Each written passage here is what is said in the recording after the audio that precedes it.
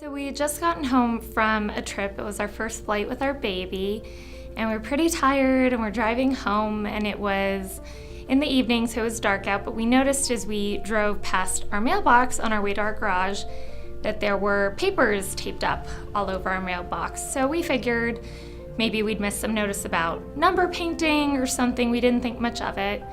So we went inside and we put our baby to sleep, and then my husband went outside to check it out. And he came back in and he was holding a note. And so I kind of glanced over at the note, and just at the bottom I saw that it said, "I'm so disgusted and I'm so sorry." And so right away I had an idea of what it was, and I asked him what was there, and he said it was a swastika.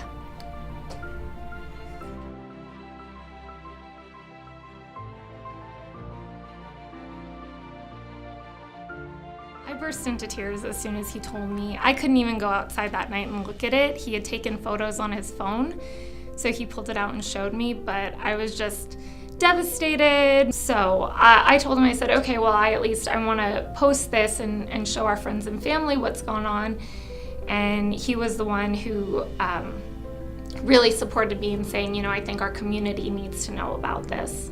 It's important, especially now as we've seen hate crimes rising, that the community be aware, that our friends and family, but even those outside of the Jewish community, be aware that these things are happening and they're happening close to home.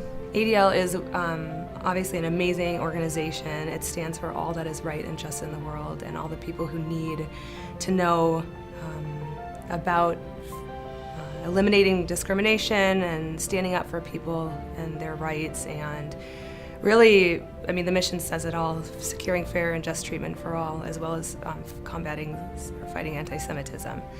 But I think that what it can do for a community and all that it stands for as an organization and all the people that it helps, it's really just a powerhouse for the community to be involved and really help out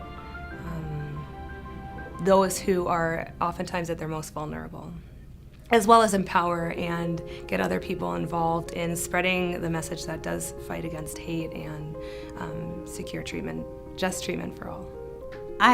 I was aware that our feeder high school was a no place for hate school, and I never quite knew what that meant. And then Malia Dunn gave a presentation at a conference that I was at about how schools can become no place for hate schools, and it was already aligned with what some of the initiatives that I had started with our school and some of the things I was doing with our kids, so I got excited. I talked to Malia, and next thing you know, we were no place for hate school. Some of our friends had asked that when this first happened, friends reached out to us and said, you should send a note to your local ADL chapter, and they'll really be able to assist you. And I don't think I even really knew what that meant at first. I thought, okay, I'll go online and fill out the form. And so when ADL got in touch, it was just such a relief, because we didn't know how to handle the situation. I didn't realize that anyone would really care beyond sort of our immediate circle about what had happened, and to see that there was such an incredible community response.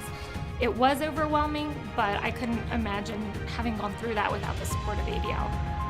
I am very passionate about ADL and all of the issues, everything from fighting discrimination to standing up against hate and bigotry, and really education, teaching people or standing and using your voice against people who say that certain things that maybe they wouldn't say in front of other people if they were of that population.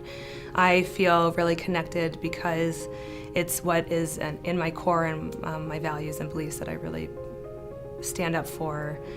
I think I am involved in young leadership because it's my way to take a stance in the community when there's so many things that are out of our control.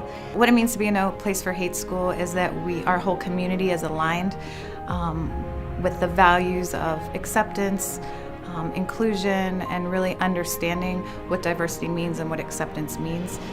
And we get our whole community involved, and we do projects throughout the year that highlight that that's what we're about. And we do a big resolution of respect celebration at the beginning of the school year, and then follow that up throughout the year with projects that our entire student body and community are involved with, so that they understand the meaning behind it. Obviously, it really rattled us to come home and see a swastika and the word Jew spray painted on our mailbox, but then to see that there was a whole organization behind us and ready to rally the community. So when Carlos visited, it just really reassured us and made us feel like our voices were going to be heard and the community would be aware. I'd like to thank ADL for the opportunity to unify our community through the No Place for Hate initiative, give us exciting projects to do every year.